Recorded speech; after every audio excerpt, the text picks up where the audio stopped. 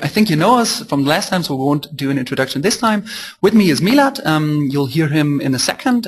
He's the manager of our academic program and the Formula One enthusiast, and a lot of experience in simulation for automotive applications. And my name is David. I'm head of product here at SimScale. Okay, let's have a brief look at the homework one, as a lot of questions are already popping up. Some remarks first. Thanks a lot for everybody who put in efforts to simulate the front wing, to run some aerodynamic analysis of it, and first and foremost, really to dive into simulation, right? This was what it is about, so it's what you make of it. So we had a lot of great submissions so far, but we also saw that it's not the, let's say, the easiest simulation type, and you will see today that the simulation that we're going to do together today will be way easier than the aerodynamic analysis the last time. So it was a hard, let's say, a very hard start for everybody. So this is why we would like to prolong the deadline where you can hand in the homework one. So please use another week to complete homework one and hand it in by next Thursday. We also provided new tutorial material. The recording is online, etc. So we want to give everybody a fair chance to work on it. I hope that is fine for you guys. And again, thanks a lot for everybody who already submitted their homework. Some references to it. So under simscale.com/workshops, this is the top level page of the Formula One workshop. There you can find links to each and every homework. So right now there's already the homework 1 and the homework 2. The homework 2 available, so later I will show that. The recording of the first session is online. If you want to repeat or if you want to follow it closer again, you can find the link as well there on /workshops. There's a frequently asked questions section now online and also a dedicated tutorial in the documentation. I just read one. Let's have a quick look at the question. So if you have feedback to the tutorial, we are always looking for feedback. Please submit it to support@simscale.com. Whatever you found in there, or maybe suggestions for improvements, etc. That is very important to us, and we appreciate it. Okay. So far, any questions to homework 1, the front wing design? If not, we will go on and have a look at the role of thermal stress in Formula One car design. Milad, hand you over the microphone, and we're interested in what you have to say. Hello, everybody. Yes, today we will talk a little bit about the role of thermal effects and thermal stress in a Formula One car or in motorsports in general. Yes, Nick is not here today, so you have to listen to me, but I've also have some experience in Formula One or in motorsports, automotive design, so hopefully I can give you some new insights into, yes, aerodynamics or thermodynamics of a F1 car. So here we have a isometric view of the parent F1 car, and what we've done here, we have some transparency, so you can see some of the parts which are really important for the thermal management of the F1 car. For example, and this is maybe one of the most or biggest challenge in F1 car design or automotive design in general, is that you have parts like the engine here, which is really hot. You have the exhaust pipe, and alone in this exhaust pipe, the temperature changes from nearly 1000 degrees Celsius to 600, 500 degrees when it's leaving the exhaust. And so you have a lot of different areas of the car, and together with the different material you use, because you have, for example, very strong materials like steel for mechanical parts, you have very light or stiff materials like carbon fiber for the bodywork, and here the challenge really is to make it as light as possible but also very robust. And basically there are 100 of different applications, 100 of different areas where thermal stress is important. I've just choose 3 which are, I think, quite obvious, and most of you will know them because last time we were really surprised how many F1 fans and you can say F1 experts joined our workshop. And so maybe one of the things which are not very familiar to those who are not real F1 enthusiasts is the warm-up procedure of F1 car. A lot of you, I think, go in for sports after work or go maybe to gym, And you know, before you can start with your workout, you have to warm up your muscles. And with the F1 car, it's nearly the same. It's not like a road car when you go to your garage, turn around the key, and can start to drive. It's really a kind of science. And the reason is quite simple. The F1 car, in difference to a road car, has a very small work window. If you have a road car, for example, you have a lot of different situations where you use it. You have stop and go. In the city, you're driving maybe on a highway a little bit faster. And if one car has, as I mentioned, just a small working window, for example, at a track like Monza, 70% of the time, the drivers are on full throttle. And the result of this is that the F1 car or F1 engine is very hot, so we have a high temperature, but a stable temperature. It's not really changing.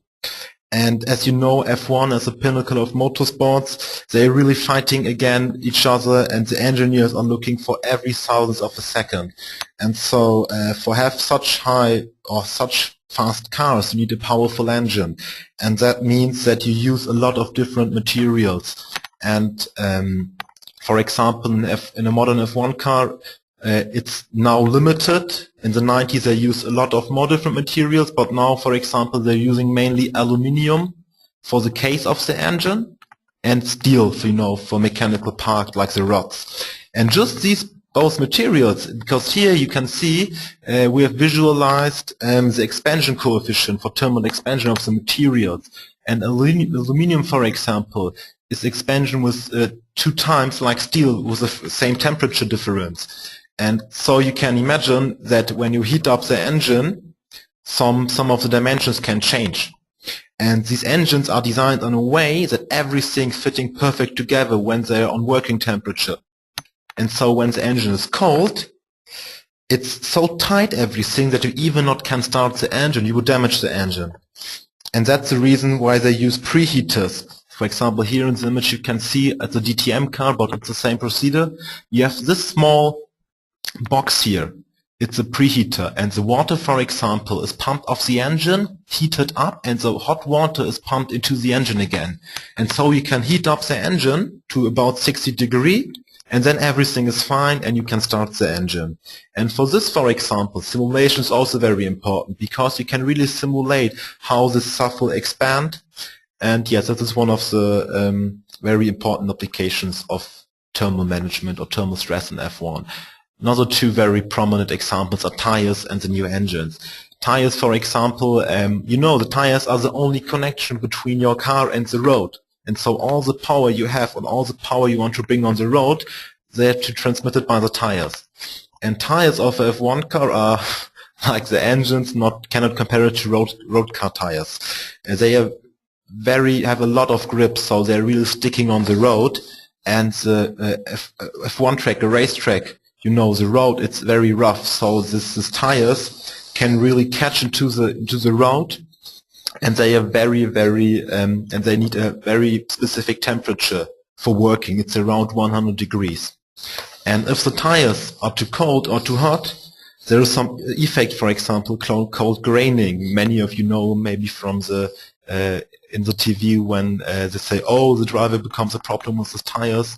That means that because the temperature is not right, small grains of rubber are on the surface of the tire, and that makes it damage the tires. And when you have graining, you have not enough grip, and when the tires want to damage, you have to go to pit and change them. And here, for example, you can see the temperature distribution behind the car. It was captured with a thermal camera, and you can really see how hot the surface of the tires is. Yes, and last but not least, from last season on, we have this new energy recovery system. As you know, we have now 1.6 liter turbo engines and a lot of more opportunities to recover the energy of the engine, which is lost, for example, by heat. And that's the reason. In the past, the exhaust manifolds, which are here, they were not protected by this carbon fiber case, and now they're doing it. And the reason is that now where you have a turbocharger, and a lot of other techniques to recover the thermal energy, it's really important to keep the energy here, the thermal energy. And so it's a little bit different like in the past, because now you try to keep the manifolds as hot as possible so that you have still very hot temperatures in the exhaust gas, which are used, you know, to in the turbocharger to compress the fresh air. And also for this, simulation is used, for example, to optimize the way you're designing the engine or you're designing the exhaust manifold to really have the best possible efficiency of the engine. Now I will just give back to David. Milad, thanks a lot. Time for some questions. Let's have a look if everything is working fine. So there seems a few of you guys seem to have some audio problems, but apparently a lot of people can hear us, right? Okay, great. People are saying audio 100%. So I'm sorry that not everybody can hear us. Just maybe try to tinker around with the GoToMeeting, with the GoToWebinar settings. But for the other folks out there, it seems to be fine. Okay, I postpone all the technical questions for a little while to first dive into the simulation, and later on we're happy to answer as much questions as we can. So, as Milad said, thermal management, thermal stress close to the engine or in a Formula One car. One of the examples we picked out is the design of an exhaust manifold. And through it there is very hot exhaust gas flowing from the engine away and basically heating this part up from the inside. And today we will run a simplified thermomechanical or thermal stress analysis of such a manifold design. So we will start similar as the last time, and we'll start with the CAD model, upload of a CAD model.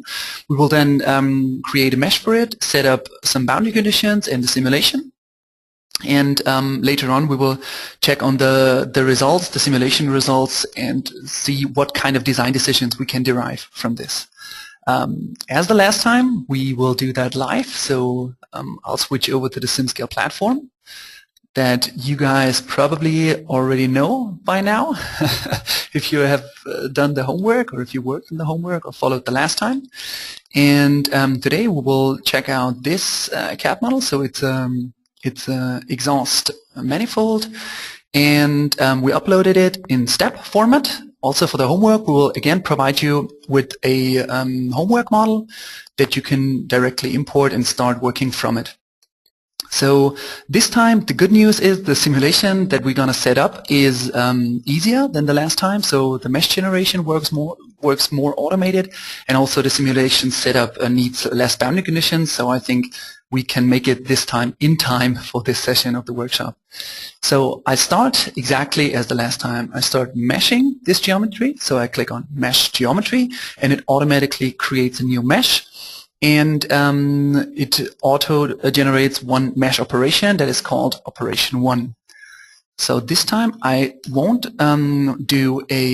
use a hex dominant mesh operation, but another one. This time we will use a automatic TET mesh operation. So this will generate, basically this will create a volume mesh for this manifold consisting of a lot of small TET elements, because we will run a finite element analysis later on, so finite element based thermal analysis, and not as the last time a finite volume based flow analysis.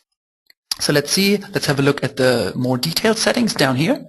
It says I can choose the order of the elements. We won't get into this today, but that is also a very important setting. That is one of the advanced topics we can't cover during that time.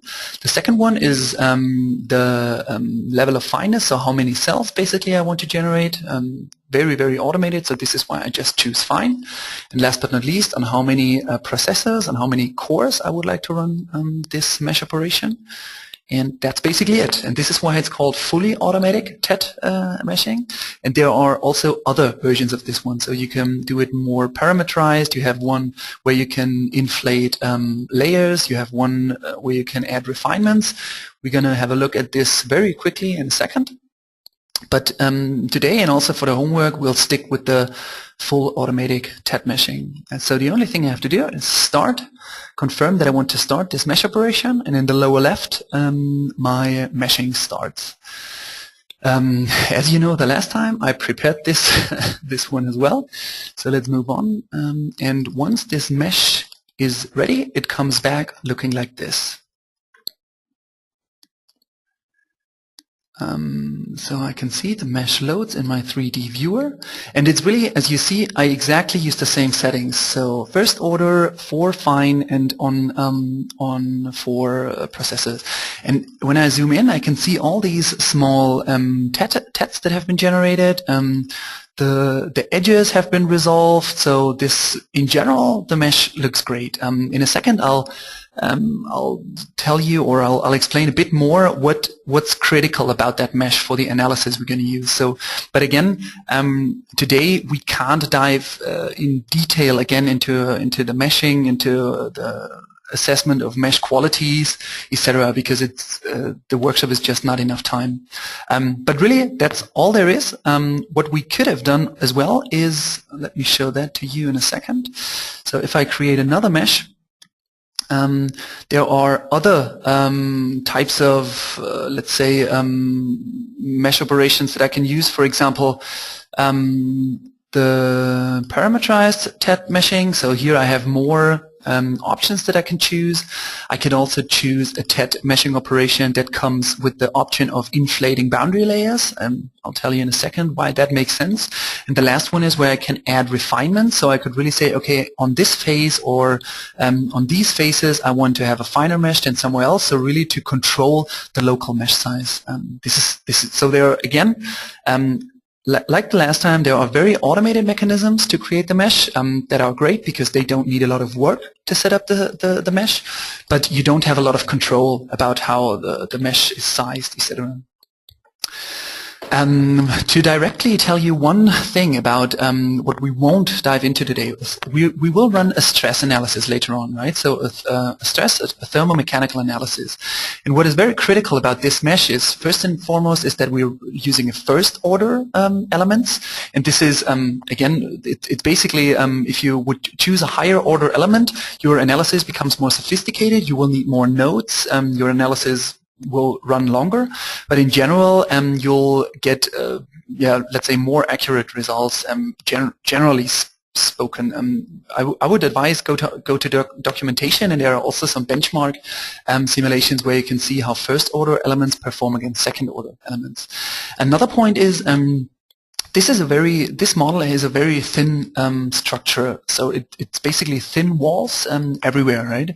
And in a rule of thumb, also without going into the mathematical background of volume elements and finite element analysis, a rule of thumb is always that across a thickness you should always have around 3 elements, or ideally more than 3 elements. And as you can see, I do only have 1 element, and this is, let's say, for a very rough analysis, that's fine. But if I would really go into detail and look at the accuracy of my simulation results, I would either use another technology, for example, shell elements, or I would use more elements across the thickness. And here, just a quick look at what SimScale would provide here. So you can, for example, inflate layers. I did it just on one side here. I mean, that's also just a rough analysis. So here you can see I inflated prism layers to basically have really more than 1 element across the thickness.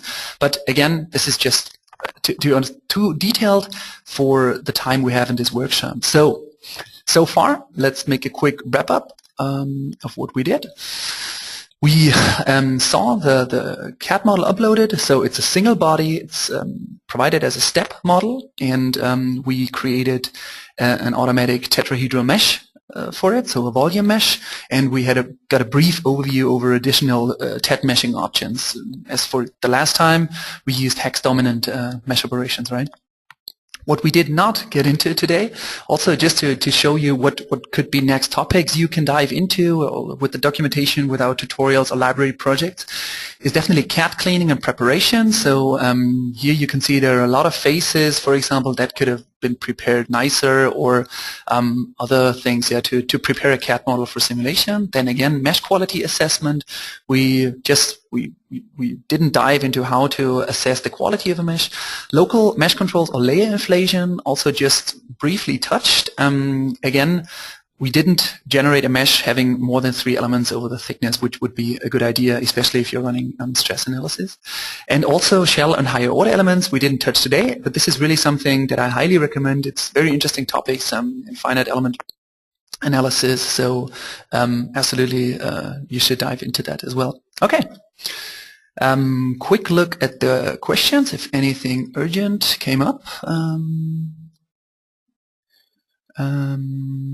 Okay, hex mesh. Okay. May I know why the hex mesh wasn't used? Maybe that is a good question to directly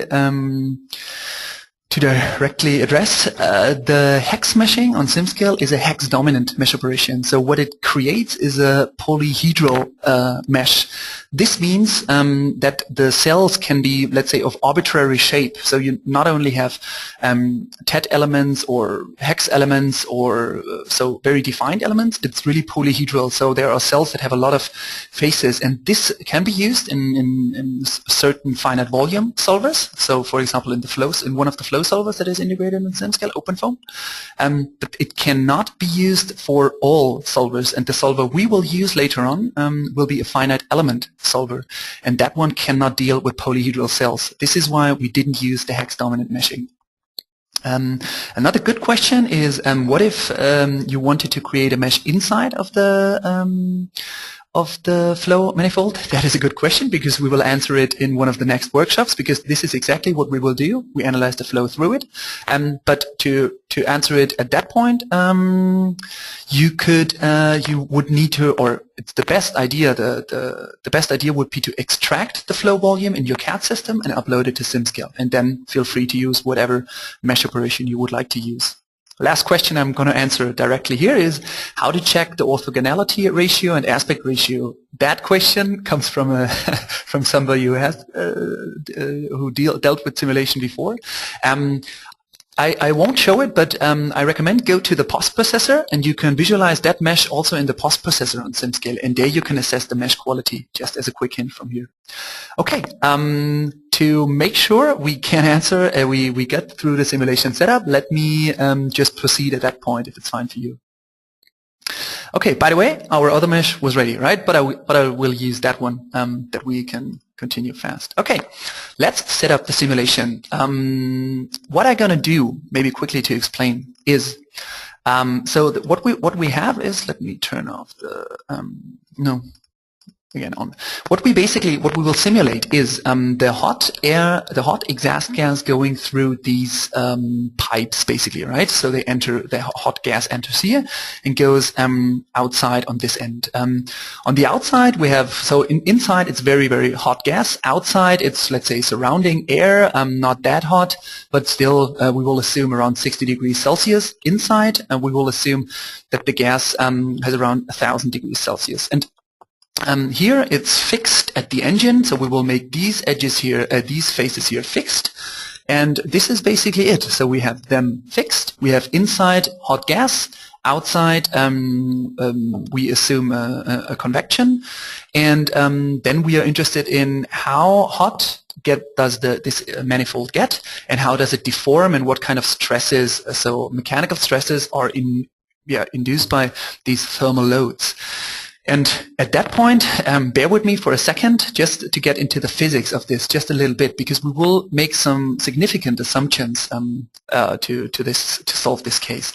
The first one is actually what happens is that the hot gas flows through here, and we have a kind of velocity distribution in here, a pressure field in here, etc. And so at different points at the wall inside here, we will have different, let's say, wall or gas behavior. And the different velocities in there will lead to different heat transfer coefficients. So this means we have at any inside point of these pipes, we will have different, let's say, properties or settings how the heat is transferred to this solid. So from the gas to the solid. And in this simulation today, we will make it easier. We will simply say we assume that the heat transfer coefficient is everywhere the same inside. And that is definitely a very, very rough assumption. So a more detailed analysis would first run a flow analysis through here. Then you would know what kind of heat transfer coefficient you have at the wall. Then you would solve for the solid mechanics. This is a conjugate heat flow analysis. And so this is one assumption that we'll do, and also another one is typically this here you have bolts, a bolt fixation to the engine, right? And typically this is also something you would model explicitly. So you have here holes, and you would model the bolts, and you would pre-stress the bolts, etc. And this is also something that would be taken into consideration if you want to make a really high fidelity analysis. But today we're just going to fix these phases, which obviously introduces, let's say, some errors. But for getting the concept how to run a thermomechanical analysis on SimScale, these assumptions are fine. So enough talking, let's start.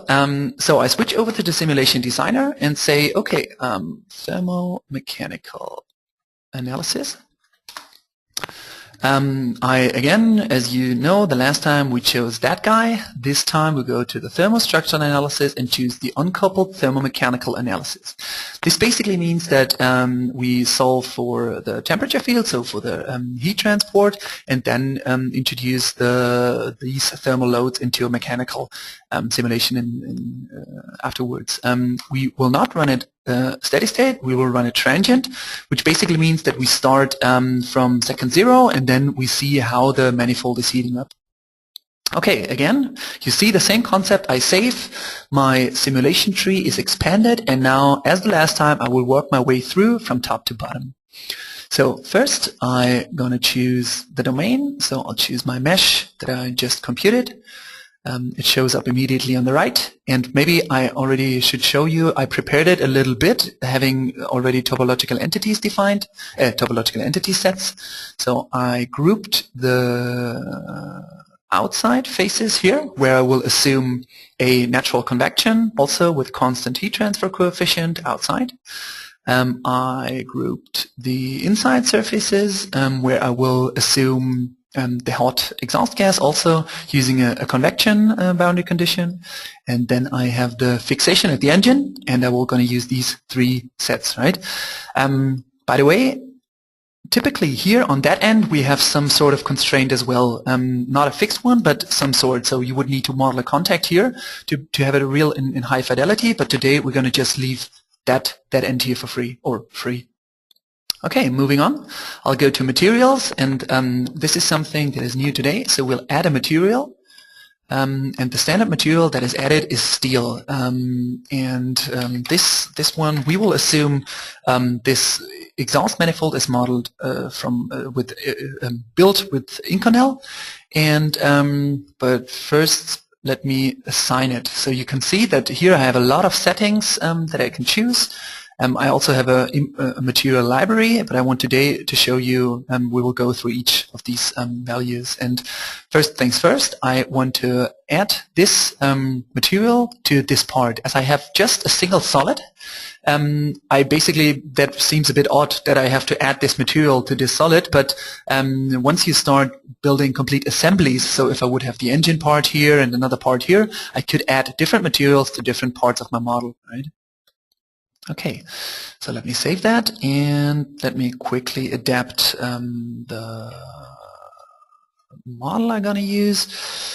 We have, oh, I'm very sorry. We have that Young's modulus, the Poisson ratio, come on, Poisson ratio, the density is 8199.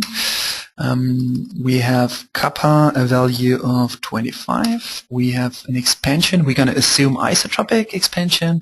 We won't go into detail what this means today. Reference temperature is 943 and specific heat is 435. Bear with me, I won't go into all settings here. You can also, I would recommend that you just use the material library, but today we don't have Inconel in our material library, so I had to do it by hand. But yeah, you can please look them up and you also get some nice helps that explain these values. Next step is the initial conditions. Remember, we are running a transient analysis, so we are starting from second 0, and then we're going to look how the exhaust manifold is heating up. We will assume initially it's everywhere 0 displacement, which is, I guess, fine. This is the initial state.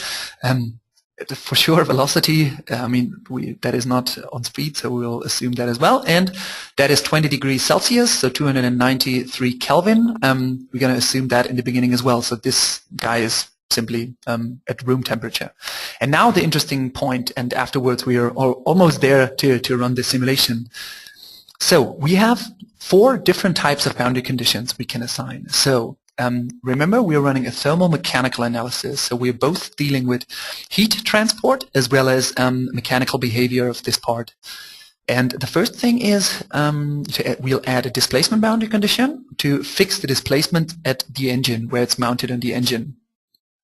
So I'll call this one engine fixed and say engine fixation. See, these are the phase sets that I created. I could have also picked them and simply assigned them. Yeah, maybe I'll show that quickly to you guys. That way, so clear assignment, save. So again, we have it red. It would be exactly the same thing if I go to phases and say click, click, click, click, and add selection from viewer. This would add these phases, basically the same thing, right? But I like really to work with these clear selection. I really like to work with these phase sets. So I'll engine fixation, and I can always check that that looks good. Okay, again, X, epsilon, and Z displacement of these parts fixed. So here it can't move. And again, remember, that's really a simplification of the real world, because actually I would have bolts.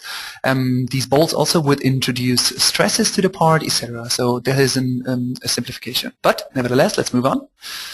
Next step is we'll add some heat flux boundary condition. First another temperature boundary condition. So we're going to assume having, what did I note? We're going to assume we'll have 200 degrees Celsius at the engine fixation as well. So engine temperature. So at these phases, we assume where it's mounted to the engine. Here we assume having 200 degrees Celsius. And now comes the interesting part. We're going to add heat flux boundary condition. So basically meaning introducing heat to the solid. And here, by the way, another feature of SimScale, everything which works via a right click always works via a left click. So you can either go to the boundary condition thing here and click on add heat flux boundary condition, or you just use the right click. I'll use right click, heat flux.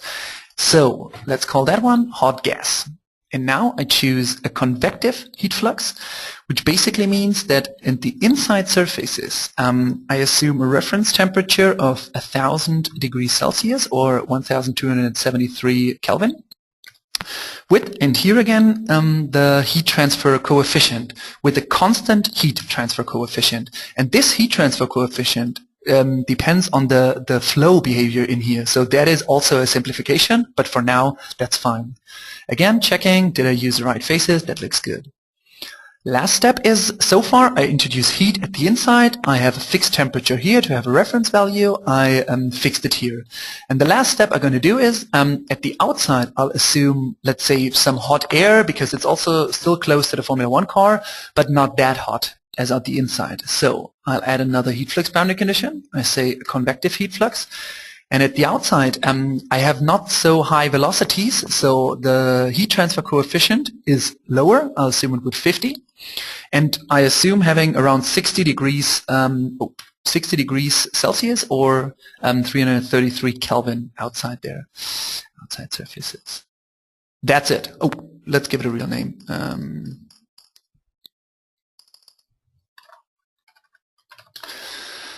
Okay, that's basically it. That was the boundary condition setup. And now we are almost ready to go. Numerics, we won't tweak anything here.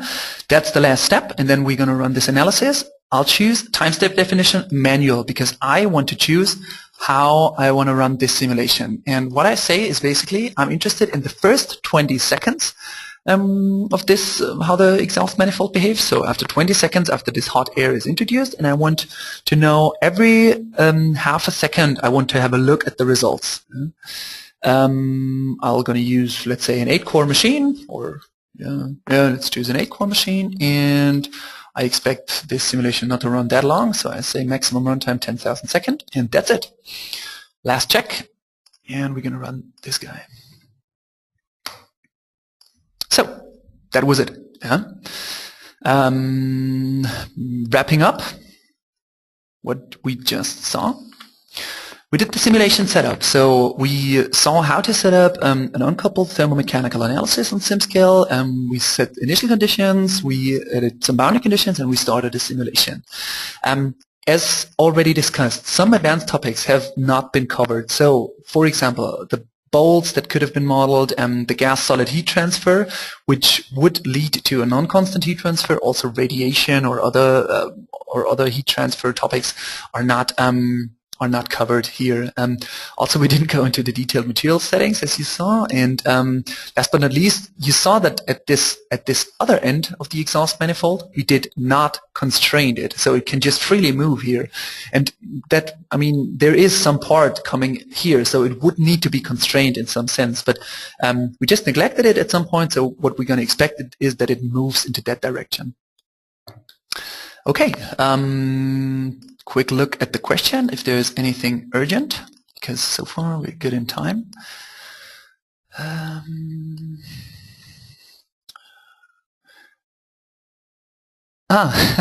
Okay, use the low.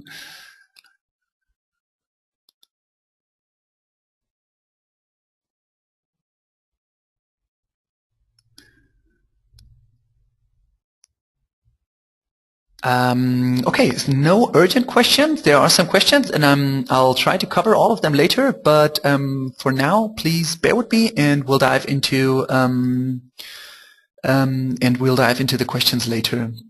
Okay, so as you already know, after this analysis takes around 20 minutes, as it is transient. And once it's available, we can basically check on the results. I think here.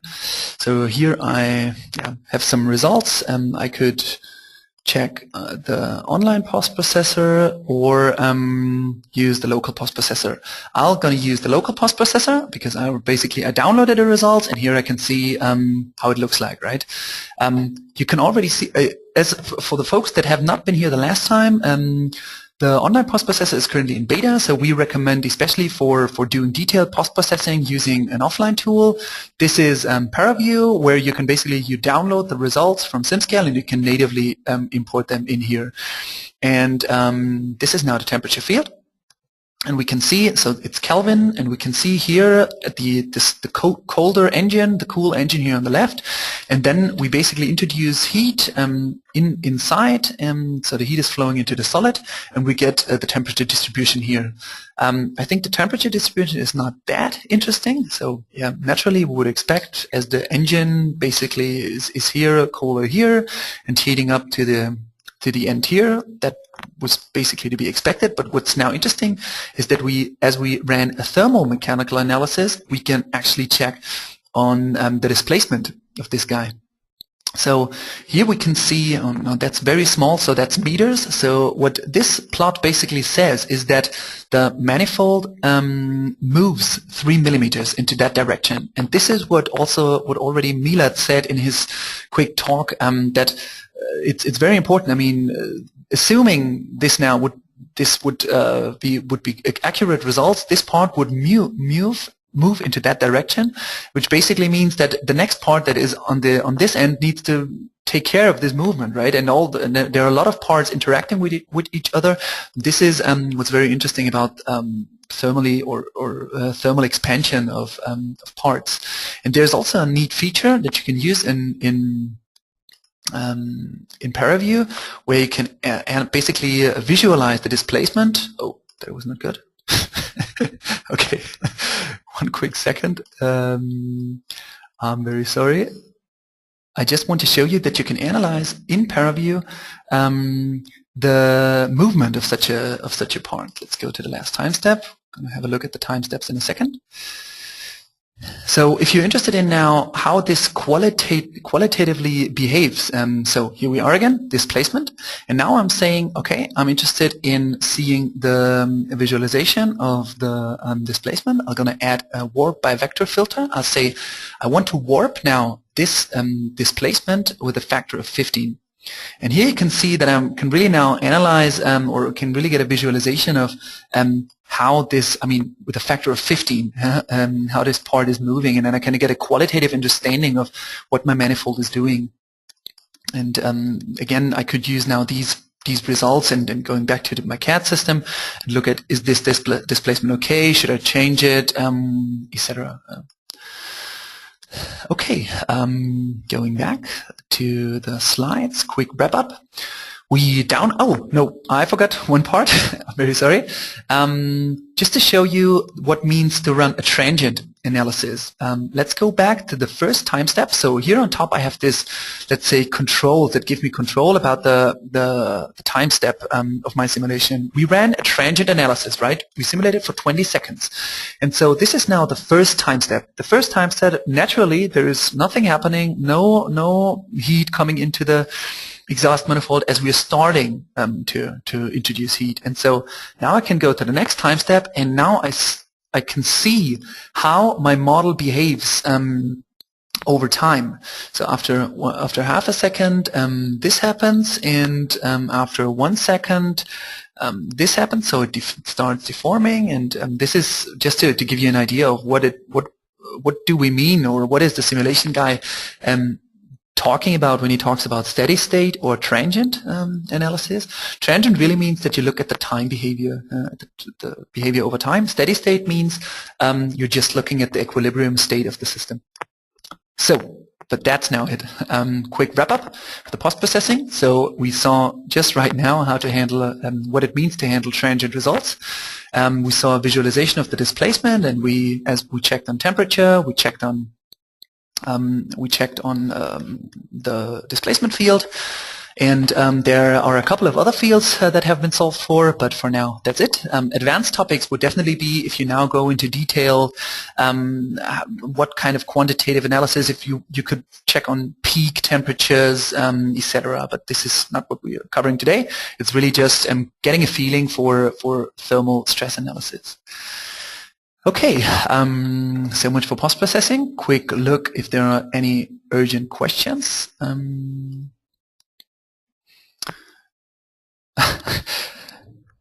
So one question is to download the results. Sometimes the results are very large, and multiple gigabytes, which takes a long time to download.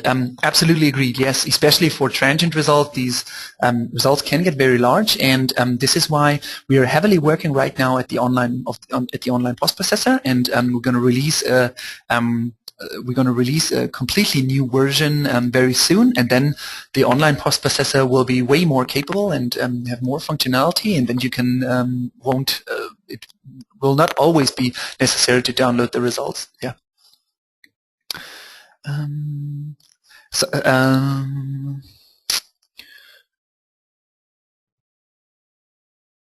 Okay. So far, I try to cover the rest of the question later. Where to go through these advanced topics?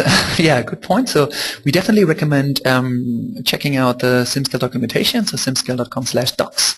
There is a YouTube channel with a lot of tutorials and also a public project library. Let me hint you to that later, and to make sure that we go through the webinar in time, and then we'll answer the rest of the questions. So, quick result interpretation. I think we had a quick look at it, right? But here I just made some screenshots what we would expect. As I said, we assumed having 200 degrees Celsius over here. So this is Kelvin, right? We assumed having at the inside convective heat flux with a reference temperature of 1000 degrees Celsius. At the outside, so around 1273 Kelvin. So bear in mind this is Kelvin, the color coding is Kelvin. And at the outside we assume convection boundary condition using around 60 degrees Celsius convection at the outside. And here we can see what kind of temperature is created. And as I said, if you would now take into account the flow field in here and what kind of heat transfer coefficient is created from that, and also ideally also radiation, you might get other results. So this is really a simplified version of this, but the results do make sense. Then here we already saw that visualization, right? So again, this is exaggerated, so this is warped with a scale factor, but I really like that filter because, or that approach of visualizing displacement fields, because you get a qualitative understanding of what your design is doing. And here we have 3 millimeters movement. Again, bear in mind that we simulated that with one element across the thickness with using a first order element technology, which is really a very rough and fast analysis. So if you would like to get higher fidelity, you would use higher order elements as well as more elements over the thickness, or even shell elements for the guys that have been doing finite element analysis. Also, a visualization that we did not check on, this is the von Mises stress. As now these pipes are deforming and moving, mechanical stresses are introduced or induced into the part via these thermal loads, which is the sense of these thermomechanical analysis. And we can see that we have some peaks here, and I could now again go back to the design and change it to get rid of these peaks if they are critical, etc. All right. So much for the quick simulation result interpretation, and now let's dive into the homework. I think a couple of you guys already checked on the page, so simscale.com/workshops. And to start off, the homework this time is really easier than the last time. The mesh generation is not that complex, and also not the boundary condition setup. So we again give you 2 levels, and again, it's really, the homework is really about you. So you should have you should get a first hands-on experience with simulation, but also you should have fun doing it. And so feel free to do whatever you want, boundary conditions, assuming some temperatures, etc. So that's really fine. It's really about you getting hands-on experience and not doing super detailed homeworks. So the level 1 homework is basically running not a thermomechanical analysis, what we just saw, but even a simpler analysis, just a heat transfer analysis. So the idea is we provide you with this with a CAD model of this rim, which is the Perrine, which is the rim of the Perrine Formula 1 car. And a question could be, okay, we have the brake here at the inside, and as Milad already said, the temperature at the rim, not at the rim, at the wheel, in general at the tires is very important. And so it could be interesting to check on, okay, I have the brake here, and I have around 1400 degrees Celsius, so very hot brake, and the brake is introducing heat into the rim, and so, and heat is flowing through the rim to the outside of the tire. And so the level 1 homework would be assume a high temperature here at the inside, having, for example, 800 degrees Celsius or something. Assume natural convection, so outside temperature, whatever, 40 degrees Celsius or something. Just check on a book, and then what kind of temperature appears here at the outside of the rim. So the heat flux from the inside here, say, for example, 800 degrees Celsius flowing through the rim, and what kind of temperature is then here at the outside of the rim.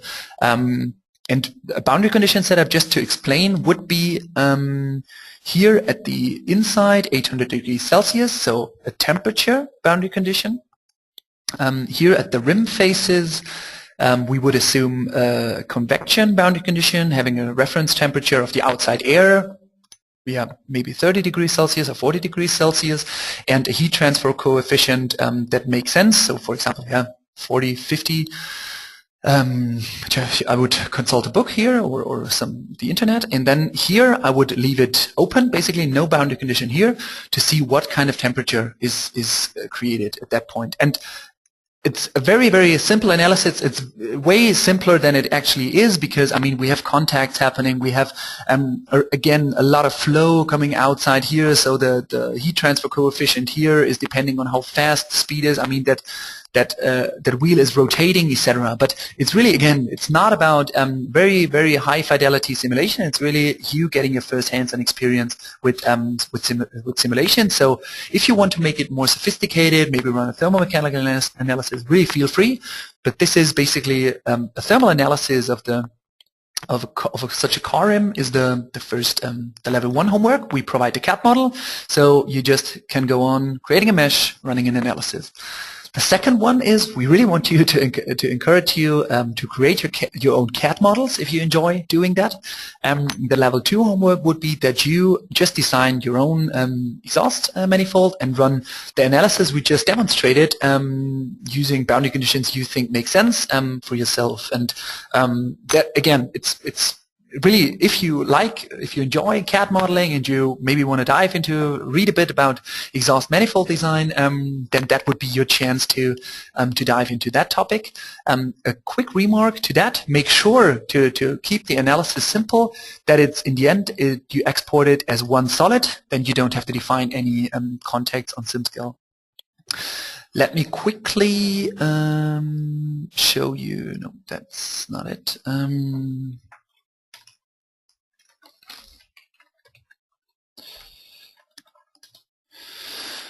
Let me quickly show you where you can find more details. So simscale.com/workshops. Here, under the agenda, that was the first one, right? Here we have the second one. You get always all information via the homework, via these links. And here we have the homework assignment for session 2. So again, here you can see level 1 running the heat transfer simulation of the Perrine rim. So just import it here, this public project, as the last time. There are again some frequently asked questions. And for the level 2, use your own CAD system, design the manifold, and upload it as a single solid to the SimScale. Okay, back to the slides. So that's it for today. Let's cover some questions you might having. So again, it's too many questions to answer, unfortunately, but we'll try to pick out some of them. And whenever there's an answer unanswered, please feel free to reach out to us via the social channels or also via the support. So I'm going to start at the top. One participant asks, is there any preferred web browser for SimScale? So the only one that is not yet fully supported, is the Internet Explorer. Currently, it will be supported in the future, but right now we don't support it officially. So we recommend, here at SimScale, we use the most browsers, so the Firefox and Chrome are used the most. But in case you, you actually should not be, it should not be required that you install any plugins or something. It should work out of the box. But depending on the operating system you're on, it could be that WebGL is disabled in your browser. And so the 3D viewer then doesn't work. And this is just a simple setting you have to tweak. And I would also consult our documentation there, the troubleshooting page, and there just simply search for WebGL or for browser, and then you will find several hints how to enable WebGL in your browser. But to answer the question, I would we use the most Firefox and Chrome, but for example, Safari or these browsers are also supported.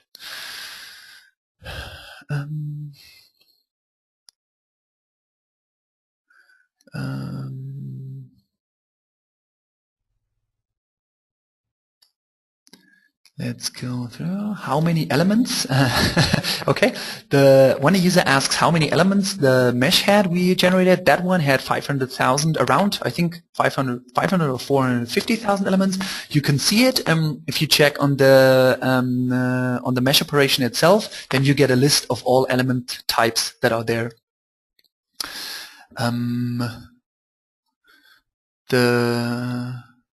Then moving on.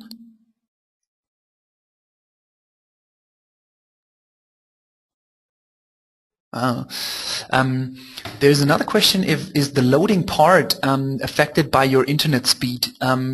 So once you upload a CAD model or you create a mesh or something, yes, there is a bit of traffic coming to you. So not the whole CAD model or not the whole mesh needs to be sent to you, to your browser, but some visualization information. And so depending if you have a really, really fine mesh or a really large mesh with a lot of faces, yes, the internet speed can affect it, but in general, it should work very, very fast. Some user asked if he can ask questions here. Yes, absolutely, go for it.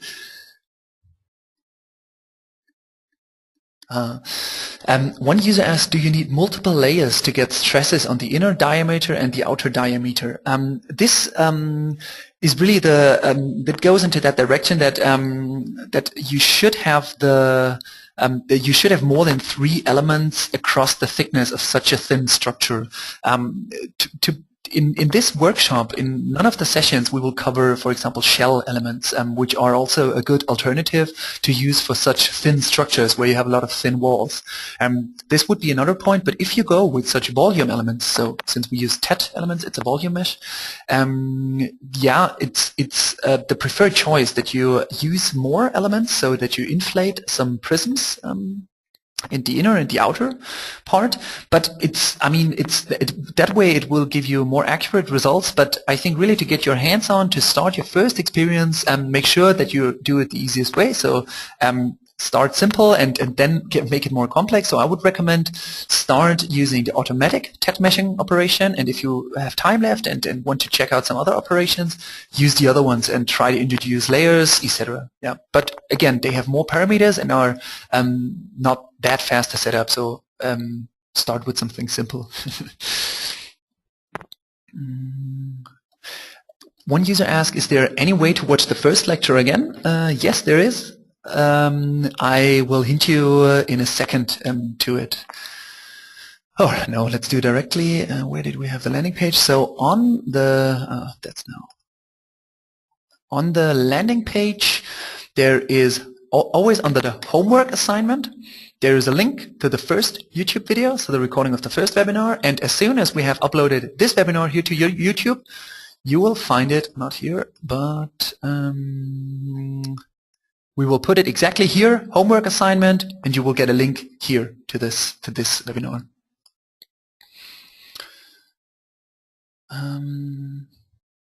One user asks, how do you get informed about the residuals of the solutions? Also a good question. I think we should see it by now. Let's go back to the platform. Our simulation is running, right? Oh, it's almost finished. And under here on the right, you'll see a lot of information about how our simulation is performing.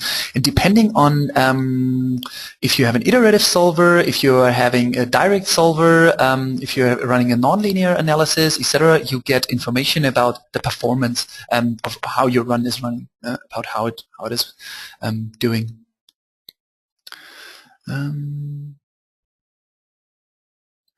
Moving on, some other questions. Oh yeah, there. I fear that we can't answer all questions, but I'll try to answer some more.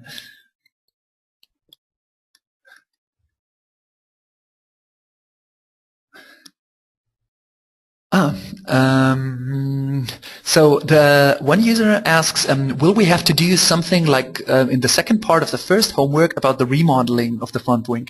Maybe let's clarify that. It's really not the second part. It's really, again, we want to give you the option to get hands-on experience with SimScale. So you don't have to do both parts. You can, and I mean, I think you will profit a lot from it, and you will learn a lot from it. But I think so. It's not mandatory that you do both of them.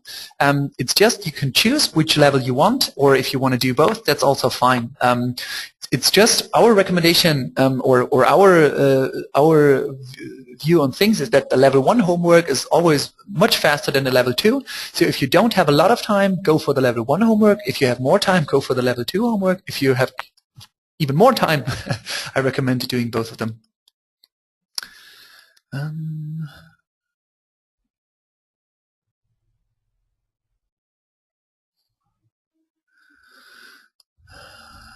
Okay. Another user asks regarding the aerodynamics homework. When should we try to get it done by? Unfortunately, I had issues with SimScale this week. Thanks. So. Reach out to us or reach out to the workshops at simscale.com to get help to resolve your issues. But I said in the beginning of the slides, let's go back, that it's that we saw that many users would need a little bit of more time, or also I mean aerodynamics analysis is definitely harder to set up than the thermomechanical analysis we did today, right? So we decided to extend the deadline, so you will have time also. So both for homework 1 and for homework 2 until April the 3rd. And if you couldn't complete homework 1, use the next 7 days to complete it and hand it in. And yeah, if you haven't seen it, these are some of the submissions that have already been made and which are definitely great visualizations. Moving on, and again, we are almost at the end of this webinar today, so we'll stick around, Milan and me, to answer some more questions. And moving on.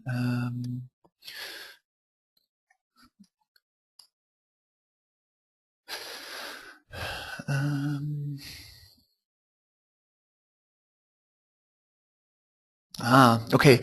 One user asks, could you please show the post-processing part from the beginning, how you set up different filters, etc. I'll give you a very quick demo, so I'll show it very quickly, but there is a lot of documentation and there's even also blog posts on that. So, and also ParaView, this is an open source software from a great open source software that you can download directly at paraview.org. And the basic concept is that you import your initial data set. So this is the initial data set that I downloaded from SimScale, imported it.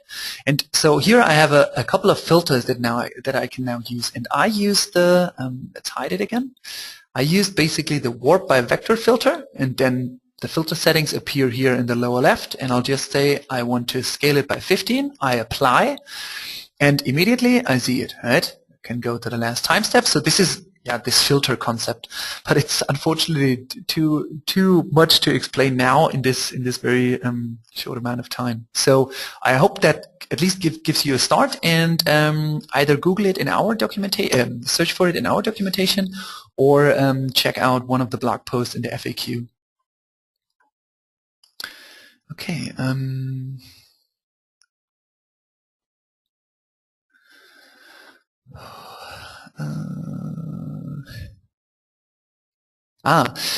One user asks, will you provide material for the rim? Also a good question. We absolutely know that these homeworks are never completely defined, but this is really on purpose. So no, we don't provide a material for it. We highly recommend actually that you try different materials, maybe even search or read a bit what kind of materials is most of the time used, maybe aluminum, and also check out the different materials in the project in our material library. But it's really it's basically this workshop is what you do out of it. So we recommend or feel free to use a material. Also, the boundary conditions I said, right? Temperature in here, convective heat flux here where the air is, and inside where it goes over to the tire, leaving it open. This is also just a recommendation, so you can also play around with other settings. So feel free to explore it. Um,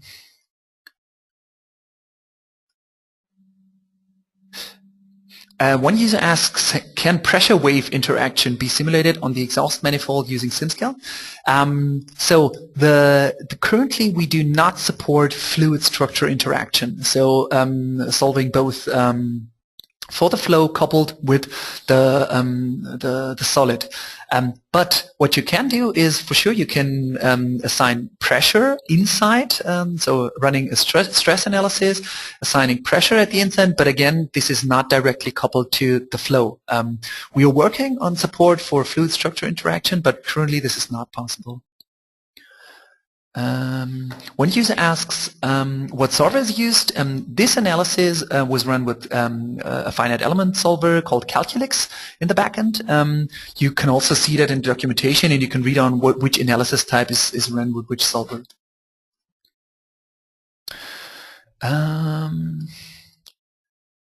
One user asks if we could provide the geometries in other formats, not only in STEP.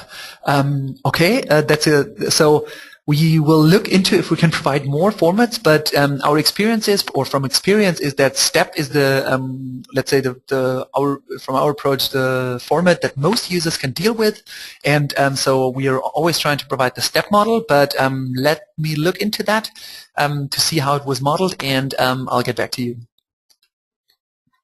How to decide what mesh setting is best, asks one user. So that is really, let's say, a real science. I mean, one question in the beginning was there are generic quality metrics that you can use solver independent, where you can check on the quality of a mesh. But it really there is a lot of different aspects depending also on the solver you're using this mesh for, what kind of analysis you're running.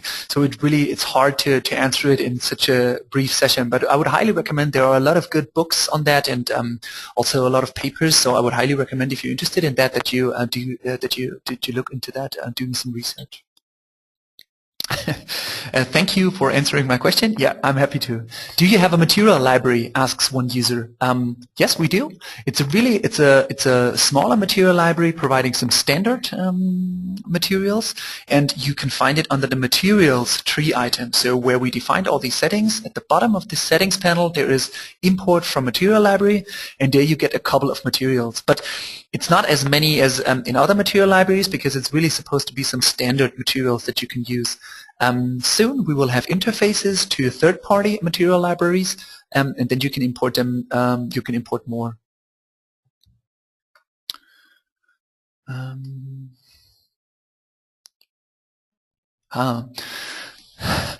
One user asked, what's the criteria for estimating the heat transfer coefficient? That is really a good question.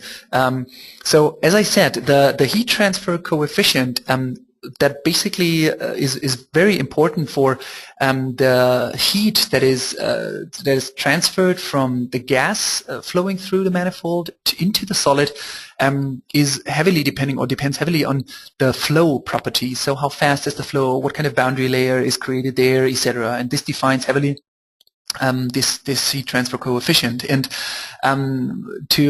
what we did is we just said, okay, simply we assume it to be constant. And there are some, so I just can give you two hints. There are some books that provide some standard values, so some tables where they say, okay, between, for example, air and aluminum, assuming this and that of settings of the flow, this heat transfer coefficient is a good choice, or is a reasonable choice. But for today we use the heat transfer coefficient that we use today. We also checked on some publications on similar simulations that we are in a good order of magnitude. But yeah, it really depends on the material settings, etc. So if you want to go into detail and have a high fidelity analysis for that, you definitely need to solve it coupled. So running the flow analysis and the solid together, and that was not part of the simulation, part of the session today. Who do we share homework results with? Asks one user. Homework results, once you're done, you should share them to workshops@simscale.com. And just to quickly, I think the users that I think I showed it the last time quickly. By the way, our run is ready. Yeah, but we already saw the results, right? So you can go ahead here into the workspace and can say share project. And then you can type in here workshops@simscale.com. So the email address, and then down here, oh, okay, my message, and then make OK. And then we get a copy of your project, and that basically means you have handed in your homework.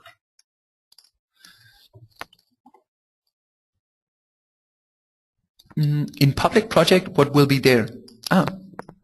Okay. So I think you already saw the public project library, right? And here we have a couple of public projects that you can directly import. By the way, there are some similar analyses if you want to check them out. So for example, here's a thermal analysis of differential casing. And here we can see that a mesh has been created and a similar analysis was run or had been run. And if somebody contributes to this project library, you can basically import his public project into and other users can profit from that. That is our definition of a public project. Okay, a couple of more questions. One user asks, why didn't you use a 32-core machine, or why didn't you use 32 cores?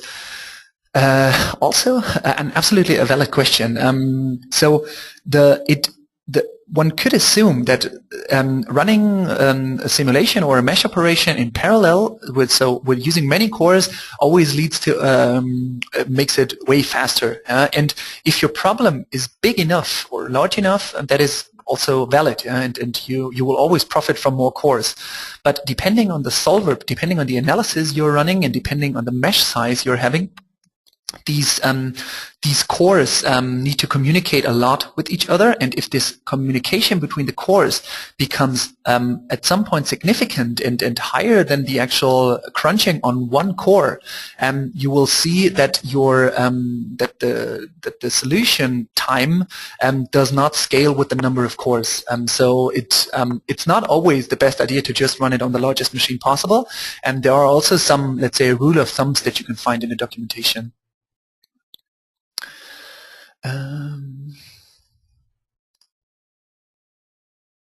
One user asks, until what date is the homework material going to be available? We'll definitely keep everything available by the end of this workshop. If there is a big request that we keep it available afterwards, we are happy to look into that. But definitely over the next few weeks until this workshop is over, we'll definitely keep it available.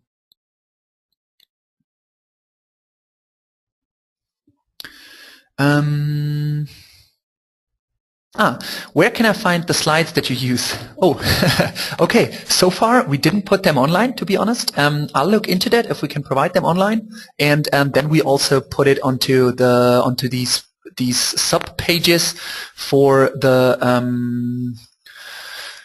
workshop, right? So we have this workshop page where you can see the whole agenda, and then there's always the homework assignment. And if we put it online, it's definitely here. Some other question. One user asked, is there a forum or something like that where I can see other people's questions?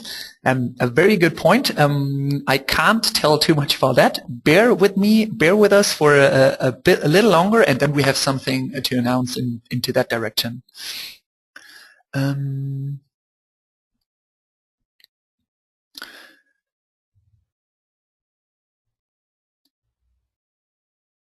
Okay, one user asks, how to decide how many cores to use? Why not use all of them every time? I think that topic is of interest. To be honest, if I do it roughly, I always have rule of thumbs. So I always check on how many nodes do I have for finite element analysis, or how many cells do I have for finite volume analysis, and I have some rule of thumbs that I use to choose the amount of cores. But it is too easy to do it that way. So I think it comes over experience. So once you run an analysis and you see, okay, it took really some time, then you choose another So yeah, so basically it really depends on the problem size and the mesh size, and it's a bit too it's too complex to explain it right now, but I definitely would consult the documentation. Okay, another user asks. Okay, we got a lot of nice words from you. Thanks a lot. It seems like that you the workshop today or the session today also it made sense to you. So we're happy that many of you enjoyed the session today. Let's quickly jump to the last question, to the last slide, because we're again 15 minutes over time, and I think if there's any questions unanswered during the homework or something, I would always regularly check on the simscale.com/workshops to see on the latest updates, to check on the latest updates. And if there are more questions that we didn't answer, please feel free to reach out to workshops@simscale.com or support@simscale.com. But workshops@simscale.com is the preferred one. All right, then a big thank you for everybody who joined today, also from Milad. And then we see you. Then we wish you a lot of success for this next homework. And then we see you guys next Thursday in the next session. Thanks a lot. Have a good one. Bye.